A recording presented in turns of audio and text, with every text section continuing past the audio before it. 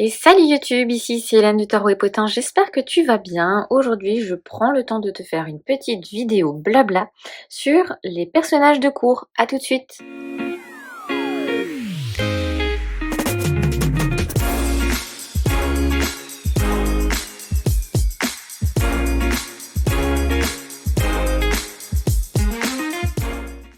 Alors j'avais envie de faire ce rapprochement entre personnages de cours et système époque médiévale. Pourquoi? Parce que les personnages de cours dans le tarot, c'est souvent des cartes qu'on a un petit peu de mal à appréhender. Et en fait, comme d'habitude, quand je regarde des séries ou des films, il y a des idées comme ça qui me popent parce que je fais pas mal de rapprochements entre la pop culture et le tarot. Et bien évidemment, je suis une grande fan de Game of Thrones et je t'expliquerai un petit peu pourquoi dans la suite de cette vidéo, comment j'en suis arrivée à cette déduction, bien que je ne sois pas la seule à avoir fait ce rapprochement entre personnages de cours et époque médiévale. Alors, pour celles et ceux qui connaissent pas trop le tarot, pour rappel, le tarot est un système de 78 cartes. Parmi ces 78 cartes, on a 22 arcanes majeures, du 1 avec le battleur, jusqu'au 21 avec le monde, et le fou qui porte soit le numéro 22, soit pas de numéro. En général, il n'a pas de numéro puisque il se balade d'arcane majeur en arcane majeur pour arriver jusqu'à l'étape du monde.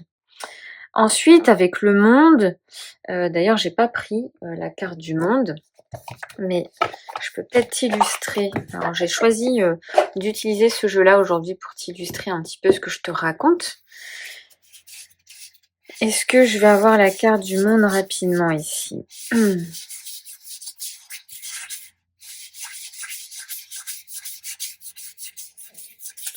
Bien évidemment, voilà. Avec la carte du monde ici, qui est donc le dernier arcane majeur du tarot, on constate qu'on a un ange ici qui va ouvrir sur la suite des coupes. On a un aigle qui va ouvrir sur la suite des épées. On a un lion qui va ouvrir sur la suite des bâtons et on a un taureau qui va ouvrir sur la suite des deniers. Donc tu l'as compris, on a donc 4 suites qu'on pourrait chacune rattacher à un élément, hein. L'eau pour les coupes, l'air pour les épées, le feu pour les bâtons et la terre pour les deniers. Parmi chacune des suites, on va avoir un as, 2, 3, 4, etc. jusqu'au 10, donc pour chacune des suites. Et au-delà des 10, on a ce qu'on appelle des personnages de cours. Et donc ces personnages de cours vont être le valet, le cavalier, la reine et le roi. Et donc c'est principalement ces 4 personnages de cours, donc 4 x 4, 16, que dont je vais te parler un petit peu aujourd'hui en fait. Donc déjà, ce qui est curieux et ce qu'on peut aller analyser dans un premier temps, c'est pourquoi est-ce que ces personnages sont appelés des personnages de cours, hein. Donc je les ai ici. On va avoir les valets, comme je te le disais, les cavaliers, voilà, je les ai mis les uns à la suite des autres, hein. Les reines et les rois. Donc c'est bien, j'allais te dire on voit quasiment une suite de chaque, mais non. Donc allez hop, on va les rétablir comme ça. Voilà. Donc on a les valets, les cavaliers, les reines et les rois. Alors là, je les ai placés instinctivement comme ça, mais on va aller voir qu'il existe aussi, notamment dans le tarot de Marseille, un autre classement, hein, ils ne sont pas toujours dans cet ordre-là. Donc déjà, pourquoi on les appelle personnages de cours? Parce que le tarot, en fait, descend directement des jeux de cartes européens qui, si je ne me trompe pas, sont apparus à la fin du Moyen-Âge en Italie et en France. Et ces jeux, qu'est-ce qu'ils représentaient? Ils représentaient la société telle qu'elle existait.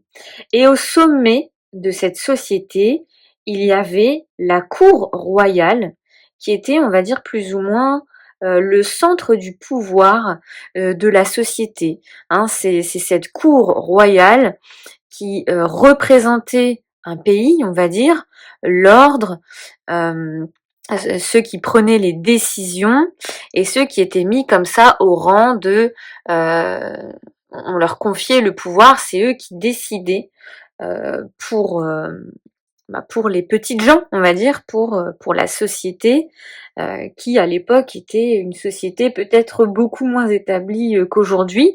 Mais c'est vrai qu'il existait quand même un système et ce système, c'était la cour royale puisqu'à l'époque on avait des rois, des reines, donc principalement des rois qui commandaient.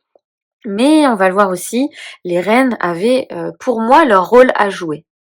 Et donc, parmi cette cour royale, on va dire que là était, c'était un lieu politique, un lieu stratégique, hem et dans cette cour royale, pardon, on retrouvait des rois, on retrouvait, les reines qui étaient les épouses des rois.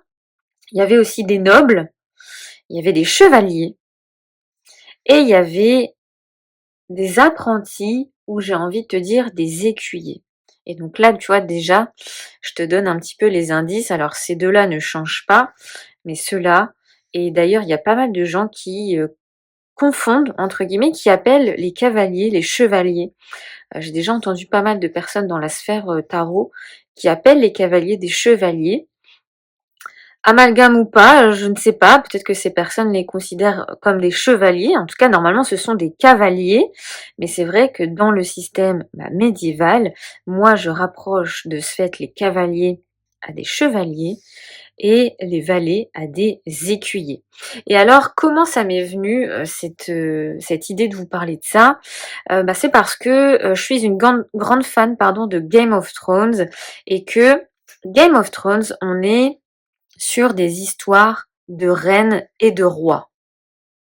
Alors pourquoi c'est une histoire de reines et de rois? Tout simplement parce que Game of Thrones, le jeu des trônes, on va dire que c'est une série qui va parler d'autorité stratégique. C'est une grande guerre, hein, on va dire, pour celui qui va gagner et conserver le pouvoir, celui qui va incarner le pouvoir. Il y a pas mal aussi de jeux stratégiques, d'influence, d'alliance, de traîtrise parfois aussi, surtout de traîtrise.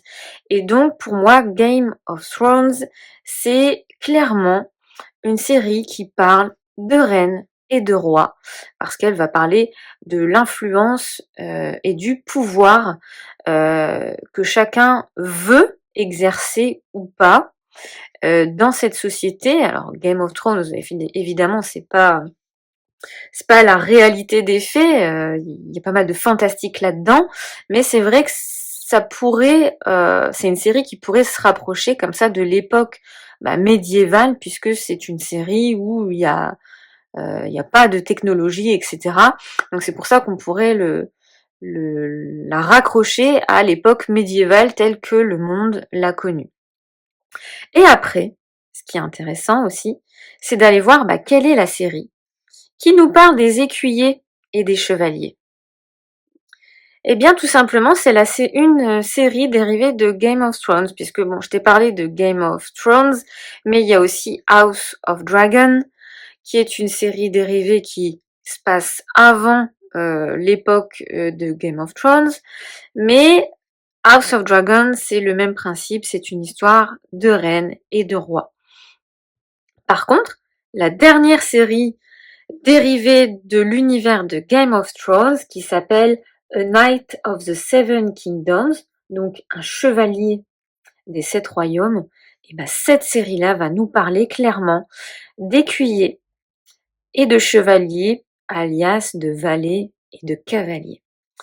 Puisque, en fait, on va suivre l'histoire de Aegon, qui s'appelle en réalité Aegon, qui est donc un ancêtre de Daenerys Targaryen telle qu'on la connaît dans Game of Thrones, et de Sir Duncan le Grand, qui est un chevalier, en tout cas qui qui devient chevalier, hein, on va le voir dans la série, il va se faire une place en tant que chevalier, puisqu'il a lui-même été un écuyer, il a servi un chevalier pendant de nombreuses années, et à un moment donné, quand le chevalier qu'il sert meurt, il va le proclamer, bon, il s'autoproclame un peu, hein, lui-même, on le comprend, chevalier, donc il va essayer de se faire une place dans ce monde impitoyable qu'est la chevalerie, parce que c'est pas si évident que ça d'être respecté en tant que chevalier, d'intégrer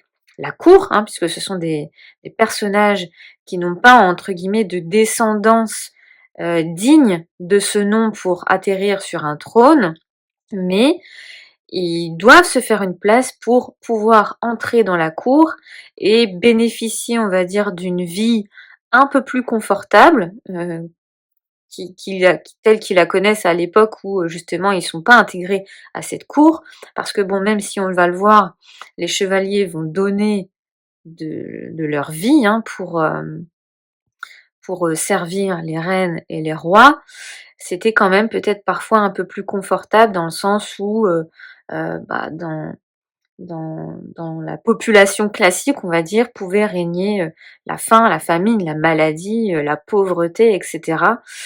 Donc même si eux, ils vont trimer sur les champs de bataille, c'était peut-être parfois plus intéressant, d'entrer, dans la cour, et puis surtout, à l'époque, des chevaliers, c'est surtout, l'histoire du nom, qui va se perpétrer, on va dire, qui va rester dans l'histoire parce que ce chevalier aura su faire preuve de courage et cetera, en menant des batailles et en servant fidèlement un roi.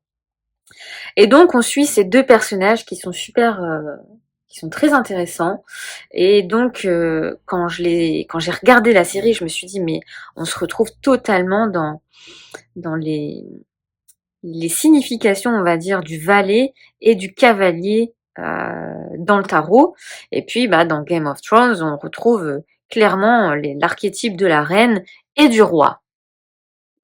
Donc après, ce qui nous intéresse, je vais commencer à mettre, ces personnages-là de côté pour te parler dans un premier temps des valets.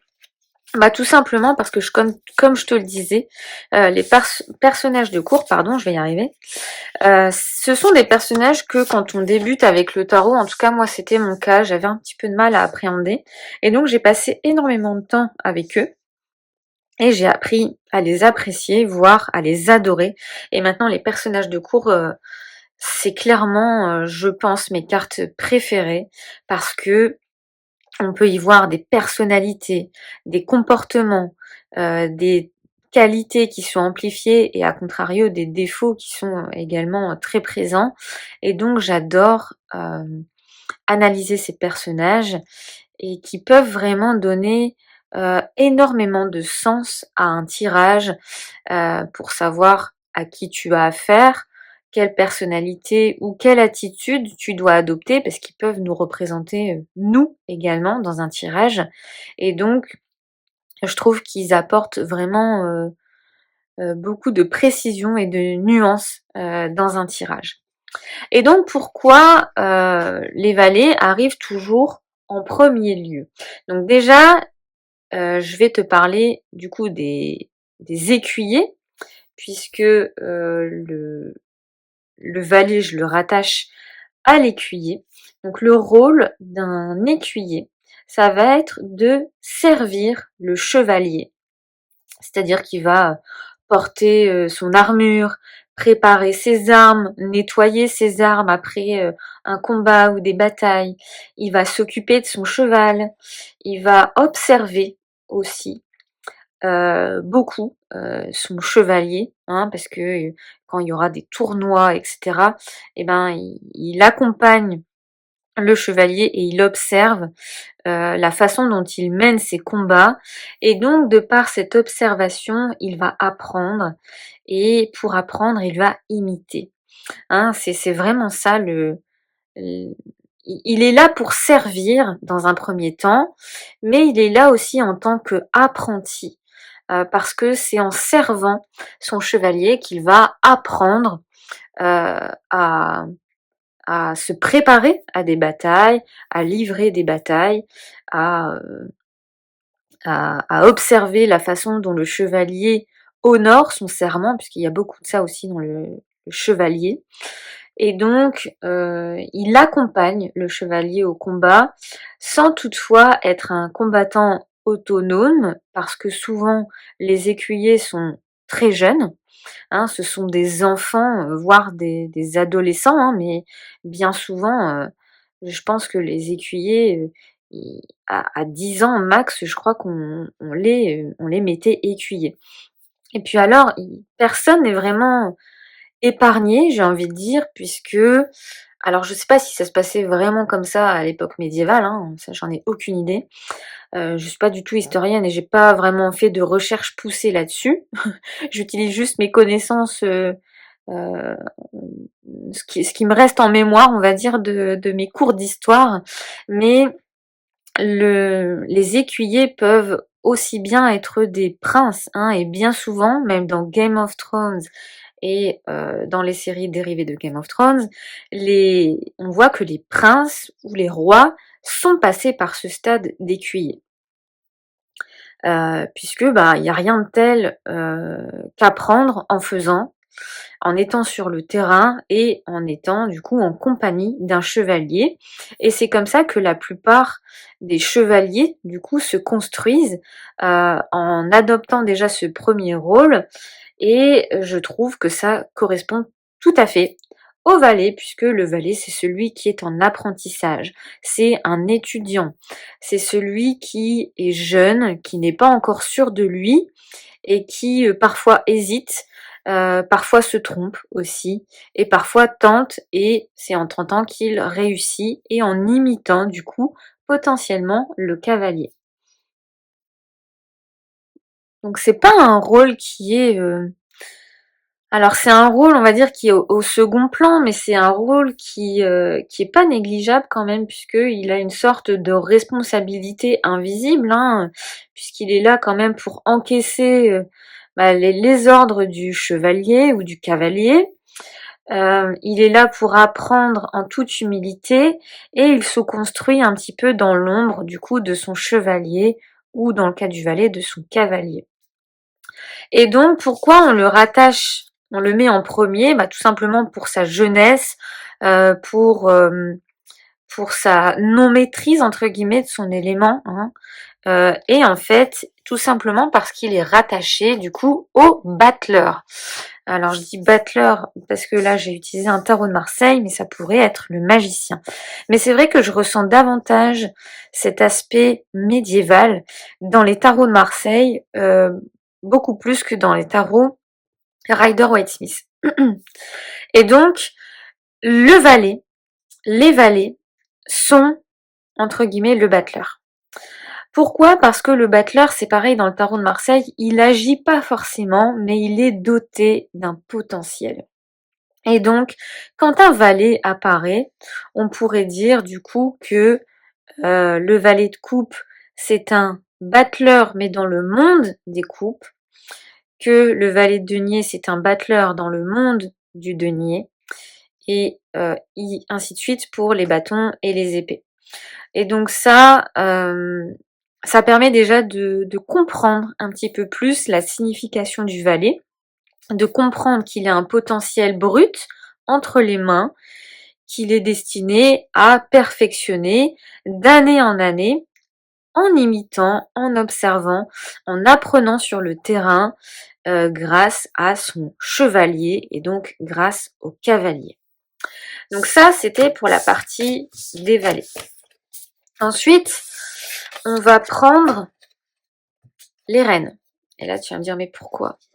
Bah, tu vas comprendre pourquoi dans le tarot de Marseille, les cavaliers sont en dernière position, contrairement au Rider-Waite-Smith où on a valet, cavalier, reine, roi. Dans le tarot de Marseille, on va avoir valet, reine, roi, cavalier. Donc, les reines. Hop, je vais faire en sorte que tu les vois toutes quand même. Les fameuses reines, on les rattache. Et là, tu vas comprendre pourquoi elles arrivent en deuxième position, on les rattache soit à la papesse, oh là là, je suis trop haute, soit à l'impératrice, enfin, les deux en tout cas. Et du coup, on a vu que le battleur, c'était la carte 1, et que là, la suite des choses, c'est les cartes 2 et 3, qui sont toutes les deux des cartes représentées par des personnages féminins. Les reines sont des personnages féminins. Alors quand je dis sont des personnages féminins, c'est sur les cartes, hein. Mais bien évidemment, dans un tirage, une reine de denier pourrait être un homme, on est d'accord. Mais en tout cas, ici, on est sur des énergies féminines. Et donc, les premières énergies féminines, à la suite du battleur, c'est la papesse et l'impératrice. Et donc, les reines, bon là, pas de changement. Les reines du tarot sont des reines dans la cour royale, on va dire.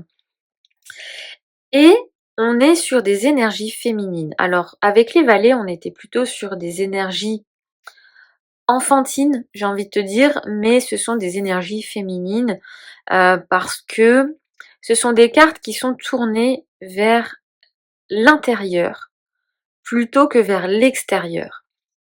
Et ça, avec les reines, c'est vrai que ça se retrouve beaucoup. Alors les reines, je sais pas trop quel pouvoir de décision elles avaient à l'époque médiévale. À mon avis, très très peu. Mais je pense qu'elles avaient quand même un rôle à jouer à l'intérieur de la cour. Et tu comprends pourquoi on dit que ce sont des énergies féminines, donc tournées vers l'intérieur, centrées sur elles-mêmes. Donc c'est pour ça, pour moi, qu'elles agissaient pour elles, à l'intérieur de la cour, sans sortir du royaume. Elles connaissaient, à mon avis, de très peu de choses sur ce qui se passait à l'extérieur, ou en tout cas, elles ne s'en préoccupaient pas, parce que elles vont se concentrer sur... je pense qu'elles pouvaient quand même apporter un peu de conseils au roi, mais uniquement en ce qui concernait l'intérieur du royaume. Donc elles géraient la cour, les alliances, peut-être les relations, elles conseillent le roi, elles assurent la descendance. Hein, malheureusement, oui, c'est très misogyne, etc. Mais c'était leur rôle. Elles assuraient la descendance du roi en mettant au monde un ou plusieurs héritiers. Hein, c'était quand même leur rôle. Mais rôle qui est loin d'être négligeable, j'ai envie de te dire. Elles étaient chargées de maintenir la stabilité interne. On le voit beaucoup hein, dans Game of Thrones, les femmes, les reines régentes, on va dire, telles que Cersei ou comment elle s'appelle dans House of Dragon, Millicent. Je crois qu'elle s'appelle Millicent, je sais plus. Alicent. Elles sont quand même chargées de... Elles conseillent les jeunes rois, on va dire, surtout quand le roi est leur enfant. Parce que bon, quand c'est le mari, voilà, elles ont quand même une place limitée. Mais on va dire que quand leur fils devient roi, elles apportent quand même beaucoup de conseils de tempérance aussi dans les décisions du roi qui, quand ils sont jeunes, ils ont tendance à être très fougueux, très impulsifs, etc.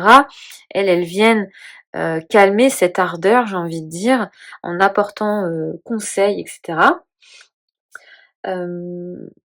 Elles apaisent, elles manipulent parfois, hein, on les sous-estime, mais elles sont un peu dans la manipulation, hein, les reines. Elles ont un élément eau principal, hein, puisque tous les personnages sont dotés de 2 éléments, ça je l'ai pas dit, mais voilà. Normalement, tous les personnages sont dotés de 2 éléments. Avec les valets, le premier élément, c'était la terre. Avec la reine, le premier élément, c'est l'eau. Donc la reine de coupe va être eau, eau. La reine d'épée va être eau, air, etc., etc. Après, là, elles sont rattachées quand même à de l'eau et à de la terre avec l'impératrice, puisque la papesse, elle est plutôt eau, gouvernée par la lune, et l'impératrice est plutôt gouvernée par la terre avec Vénus. Mais voilà, elles ont tendance à manipuler par les sentiments, par les émotions, etc. Et donc leur responsabilité invisible à ces reines, c'est de parfois lire ou créer des dynamiques humaines, maintenir une certaine harmonie ou contrôler une harmonie, influencer sans forcément imposer son point de vue. Donc c'est pour ça que je te dis qu'elle a tendance à avoir une tendance un peu manipulatrice peut-être, parce qu'elle va pas forcément diriger par la force, mais plutôt par l'influence, la compréhension, etc., etc. Donc voilà pour les reines. J'espère vraiment que ce principe va t'apporter soit un petit peu plus de clarté sur les personnages de cour, ou alors sur peut-être d'apporter une nouvelle corde à ton arc, j'ai envie de dire, sur les personnages. Ensuite, on a les rois. Pourquoi les rois? Alors, pourquoi les rois? Parce que avec le 3, on était sur l'impératrice, et avec le 4 et le 5, on est sur des personnages masculins. Puisqu'on a l'empereur et le pape.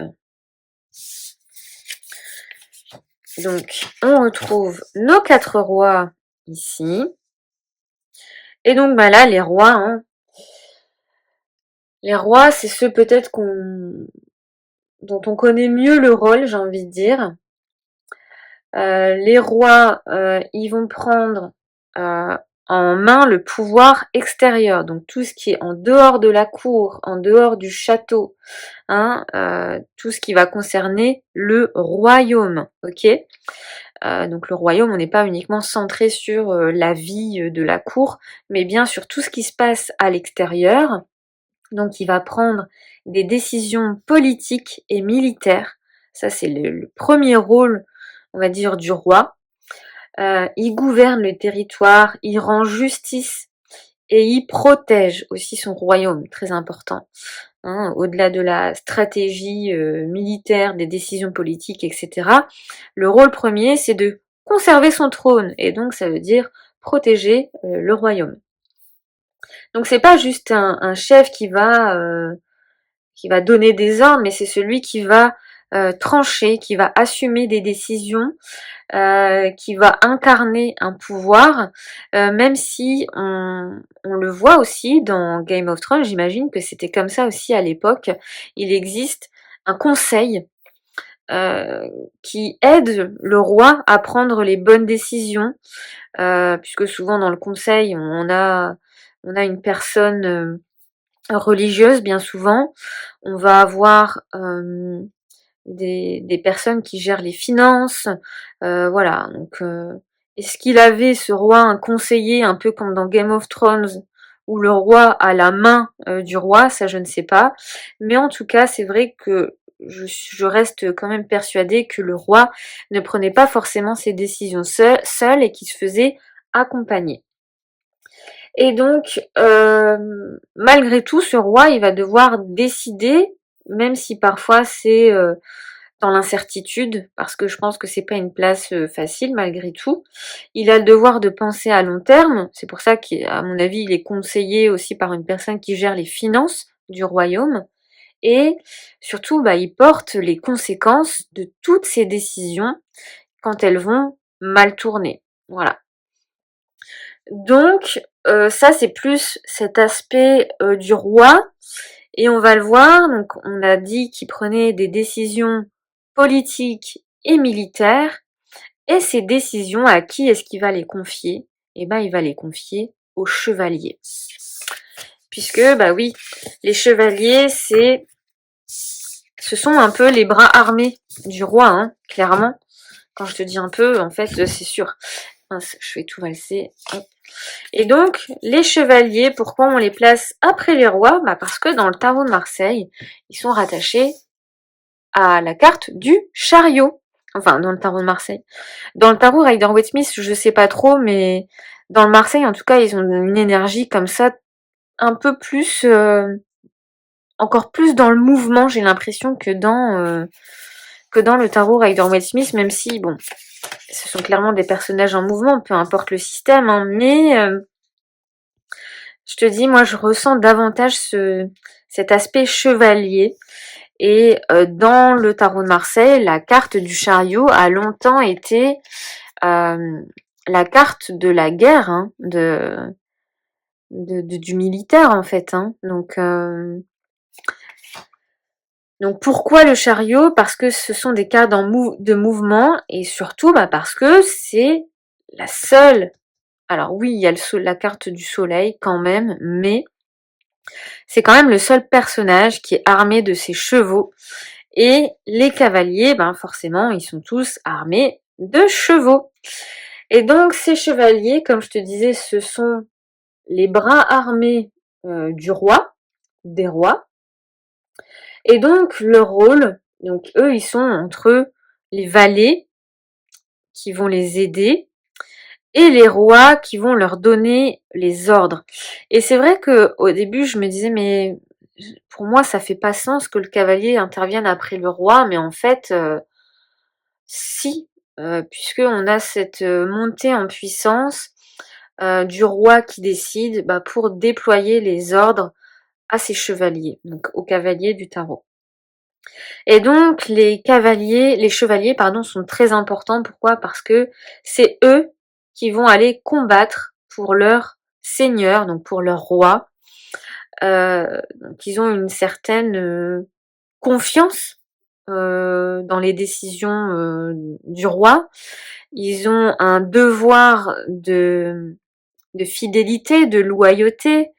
Ils ont aussi, comme ce sont les bras armés du roi, on va dire que c'est également les personnes qui représentent le roi. Et donc, ils ont comme ça une image à tenir, j'ai envie de dire, de, de celui qui vient en aide au peuple, de celui qui combat pour le peuple, qui combat pour son roi. Donc ils sont en général très appréciés de la populace, j'ai envie de te dire. Donc ils protègent les terres, ils font respecter l'ordre, même si l'ordre vient de leur roi. Eux, ils se chargent de faire respecter les décisions du roi, et donc ils participent aux guerres, aux croisades, quand c'est nécessaire. Donc en fait, leur fonction première, c'est clairement d'exécuter les volontés du roi. Donc ils ont comme ça, ils sont entre guillemets liés au roi par un serment de loyauté, et donc leur responsabilité invisible, c'est d'agir, même s'ils sont pas forcément en accord avec les décisions que prend le roi, parce que c'est vrai que tu peux te dire bon moi je décide de servir ce roi-là, mais à un moment donné peut-être que t'es plus en accord avec les décisions qui sont prises, un peu comme un patron à l'heure actuelle, hein, j'ai envie de dire. Mais à l'époque médiévale, à mon avis, quand tu décidais de changer de camp, t'étais plutôt vu comme un traître, alors que un patron, quand t'as plus envie de le servir, tu démissionnes et tu te casses ailleurs. À l'époque médiévale, à mon avis, c'était pas comme ça. Donc le pouvoir, le serment de loyauté, j'ai envie de dire, était quand même beaucoup plus fort dans cette époque-là que de nos jours. Donc je pense qu'ils avaient intérêt à y réfléchir à deux fois avant de se barrer dans l'autre camp, tu vois. Donc ils obéissent à une autorité et ils ont quand même ce fardeau de porter une certaine violence, étant donné que ils sont amenés à mener des batailles et donc potentiellement à tuer, hein, j'ai envie de te dire, mais une violence légitime puisque en général on se bat pour sauver une cause, pour protéger euh, les milliers d'habitants qu'il y a derrière, ou pour protéger le roi pour pas qu'il bouge de son trône, j'ai envie de te dire. Donc c'est sûr que les cavaliers, ils ont quand même toute leur importance là-dedans, même si bon, on le voit, hein, chaque maillon de la chaîne est plus ou moins important. Mais ce roi, il a intérêt quand même d'être charismatique s'il a envie d'avoir des gens motivés à se battre pour lui et à rester sous son contrôle, j'ai envie de te dire. Puis donc après, ce qui est intéressant là, c'est d'aller travailler un petit peu avec ces personnages de cours. Alors comment est-ce qu'on peut travailler avec des personnages de cours? Tout simplement en allant voir un petit peu peut-être quel personnage est-ce que j'incarne dans telle sphère de ma vie, des choses comme ça. Donc là, si je devais te donner des exemples, donc pour travailler par exemple avec les valets, avec les valets, on pourrait se demander, se poser la question, où est-ce que je suis encore en posture de valet, d'écuyer? Donc c'est-à-dire où est-ce que je suis en train d'apprendre, ou alors où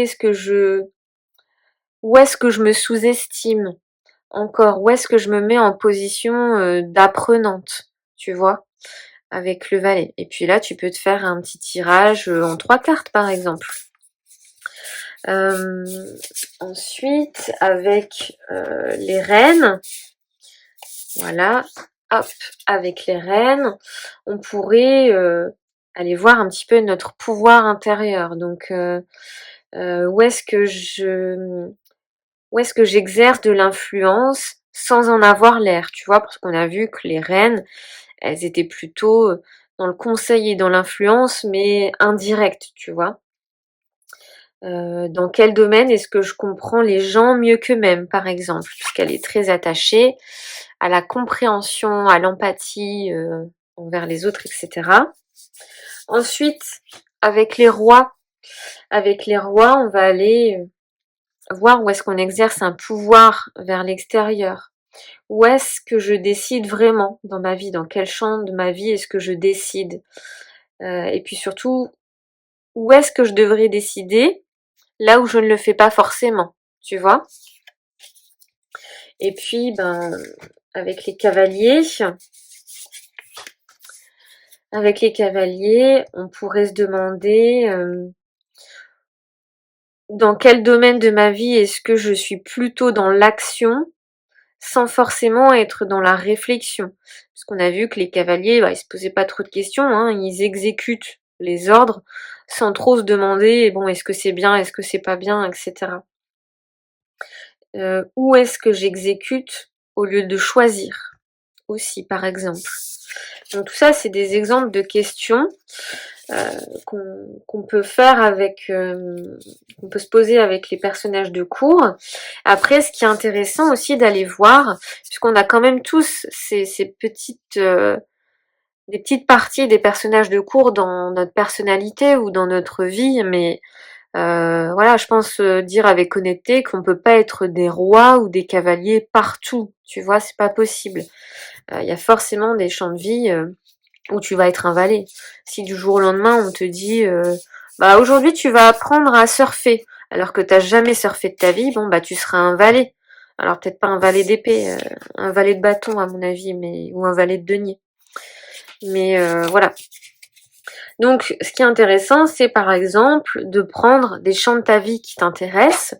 Moi par exemple, je pourrais prendre mon travail et puis me dire quel personnage de cours est-ce que je suis dans mon travail? Est-ce que je suis plutôt déjà un valet, une reine, un roi ou un cavalier? Et parmi ces personnages, essayer d'aller voir est-ce que je suis plutôt dans les coupes, donc j'agis plutôt avec émotion, en prenant en compte les émotions des autres, etc., ou mes propres émotions, ou est-ce que je suis plutôt dans le mental avec les épées? Est-ce que je suis plutôt rationnelle, réfléchie, etc. Voilà, donc ce qui est intéressant, c'est peut-être d'aller faire ça dans le travail, dans ton couple ou dans ta famille, si tu as des enfants. Après, tout champ qui peut être important dans ta vie aussi, hein, je sais pas moi, peut-être que t'es pas la même personne dans ton couple et la même personne avec tes enfants. Quel genre de parent est-ce que tu es? D'ailleurs, j'avais fait une vidéo comme ça avec les rôles parentaux à travers les personnages de cours, et puis j'avais fait la même chose pour les enfants. Est-ce que tu as un enfant valet de bâton, est-ce que tu as un enfant cavalier d'épée, etc. C'était sans me lancer de fleurs, j'ai trouvé que c'était une vidéo super intéressante, même pour moi quand je l'ai construite, c'était super intéressant à faire. Donc voilà les manières dont tu peux travailler avec les personnages de cours.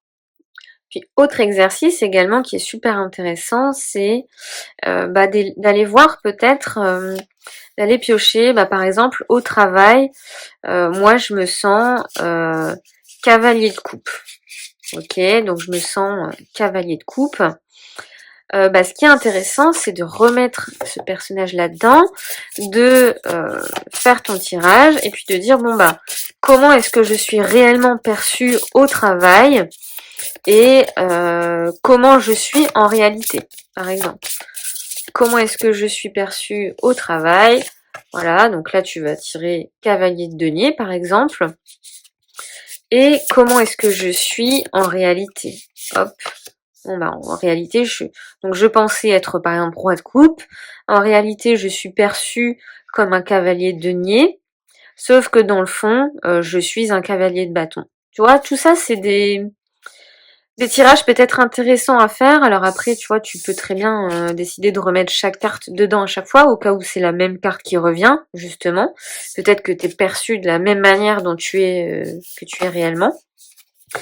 Puis après, quoi d'autre? Après, moi, je travaille beaucoup avec les cartes chargées, avec les personnages de cours. C'est-à-dire que, par exemple, si moi je m'identifie à tel personnage de cours en tant que mère de famille, et après je peux remettre cette carte et puis aller, voilà, si par exemple je me perçois comme un cavalier de bâton, je remets la carte dedans, je mélange et puis après, voilà, par exemple, ce qui me freine dans mon rôle de mère de famille, donc je dois aller chercher mon personnage de cours, hein, je sais plus où je l'ai mis. C'était quoi? C'était le cavalier, je crois. Voilà. Hop, je prends la carte avant, la carte après. Et puis voilà, ça va plutôt être la carte qui me ralentit, qui me freine. Ou alors on va peut-être prendre dans ce cas-là la carte qui est derrière le cheval. Pour dire la carte qui ralentit, qui me freine dans mon rôle de mère, c'est cette carte-là. Et ce qui pourrait me faire avancer, c'est la carte qui est devant. Tu vois, tout ça, c'est des exemples, bon voilà, parmi tant d'autres, pour travailler avec les personnages de cours. Donc j'espère que cette vidéo t'a plu, elle était relativement courte. J'ai hésité à la faire parce que je me demandais s'il y avait assez de matière à dire des choses. Mais voilà, c'est mon petit partage du jour, donc j'espère qu'il te plaira. N'hésite pas, toi, à me dire comment tu travailles avec les personnages de cours. Ça m'intéresse aussi d'avoir la vision d'autres personnes. J'aime beaucoup m'enrichir du travail des autres aussi, hein, faut pas se le cacher. On n'apprend pas toujours tout par soi-même.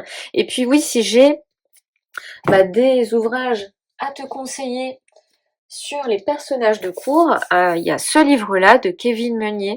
Alors je crois savoir qu'il est en rupture de stock, donc n'hésite pas à zioter Vinted, parce que parfois tu peux en trouver à prix raisonnable, ça dépend des moments. Mais le travail de Kevin Meunier sur les personnages de cours, j'en ai beaucoup appris aussi avec lui, notamment les rattachements des personnages de cours à travers les arcanes mineures. Donc ça c'est le tome 2, puisque le tome 1 c'est uniquement sur les arcanes majeures, et celui-là sur les arcanes mineures dans lesquels tu retrouves les personnages de cours. Après, bien évidemment, il y a le travail d'Emmanuelle Igère à travers ce gros bouquin, mais là, Emmanuelle Igère, elle est beaucoup plus orientée Tarot Rider-Waite-Smith. Donc voilà, moi c'est pas forcément cet ouvrage-là que j'ai utilisé pour les personnages de cours, parce que là je te parle quand même pas mal du Marseille. Et puis après, bon, j'ai des ressources anglophones spécifiques sur les cartes de cours. Alors ça, c'est vraiment des pépites. Alors après, il faut être à l'aise avec l'anglais, mais tu vois, on a tout un travail ici sur le MBTI, sur les personnages de cours. Alors après, il faut trouver son propre système, parce que tu vois, on retrouve quand même des systèmes différents, etc. On a la reine de denier, tu vois, dans le tarot de Marseille, etc. Des conseils. Ça, c'est vraiment des ouvrages pépites avec lesquels j'ai beaucoup appris. Justement, quand je te disais que j'avais beaucoup de mal au début avec les personnages de cours, et ben je les ai bossés à fond. À travers beaucoup de tirages et de moments passés avec eux, mais aussi à travers des ressources. Hein, tu vois, par exemple, ici, bon, je vais pas tout partager le bouquin, mais si tu veux faire un petit screen, tu vois, on a des mots-clés, en fait, pour les personnages de cours. Tu vois, par exemple, ici, le roi de bâton. Alors oui, ici, c'est ce qui va sa ressource, ça va être le self-knowledge, c'est celui qui sait. Je sais pas trop comment traduire ça en français, je pense pas que ce soit traduisible, mais voilà. Par exemple, son challenge, ça va être de pas être déçu de lui-même, tu vois. Sa ressource, c'est voilà, apprendre par lui-même. Tu vois, et on a plein de choses comme ça, et en plus je te dis le roi de bâton, mais non, c'est la reine de bâton. On a plein de petits conseils comme ça qui sont géniaux à faire, et ce sont des livres qui m'ont beaucoup appris. Donc celui-là c'est de Kate Warwick Smith, et celui-là c'est Marie Kegrir, Tom Little et Forward, je sais plus ce que ça veut dire, mais Rachel Pollack, je crois qu'elle a dû dire qu'elle avait apporté quelque chose aussi à ce livre-là, ou alors conseillé par Rachel Pollack, je sais pas trop. Mais en tout cas, ceux-là, ce sont vraiment des ouvrages qui m'ont aidé. Bon, bien évidemment, comme on est sur des ressources anglo-saxonnes, ça parle de Tarot Rider-Waite-Smith essentiellement. Hein. Donc, si tu bosses le Marseille, tu auras peut-être des choses différentes. Donc voilà, je pense que j'en ai terminé avec les ressources. Je réfléchis, mais bon, après, bien évidemment, il y a la formation Tarot de Marseille de Iéna, hein, qui m'a aidé aussi. Mais là, les ouvrages que je t'ai partagés, on a vraiment pas mal de choses sur la personnalité de nos personnages préférés du tarot. Voilà, donc j'espère t'avoir réconcilié avec les personnages de cours. Après, tu peux aussi utiliser la méthode Iéna, c'est-à-dire rattacher un personnage de cours à un personnage de pop culture. Ça se fait pas mal aussi. Ça permet de bien cerner une personnalité, aussi bien dans les qualités, les défauts, les comportements, etc. Par exemple, moi au tout début, voilà, me dire que la reine de denier c'était Brie Van de Camp, bon ça m'a vachement aidé, puisque quand je savais qu'il y avait une reine de denier, bon je savais que voilà, c'était celle où tout est ordonné, elle est pas, elle agit de manière réfléchie. Alors peut-être du coup un peu trop réfléchie, peut-être qu'elle veut que tout soit trop parfait, mais c'est une mère aimante qui peut être étouffante. Enfin, tu vois, ça c'est un exemple que après, bien sûr, il faut adapter à la question, bien évidemment. Ça change pas, peu importe les cartes.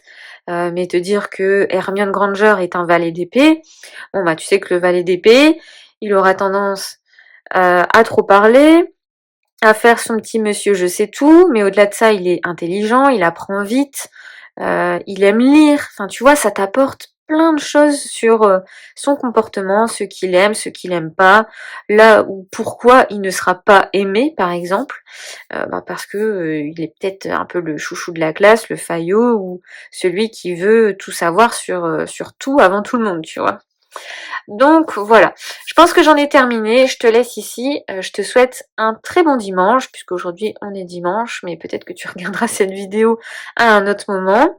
Je te souhaite aussi de bonnes vacances, je sais que c'est les vacances scolaires là en ce moment pour la plupart des personnes, donc je te dis à très bientôt, des bisous, ciao ciao.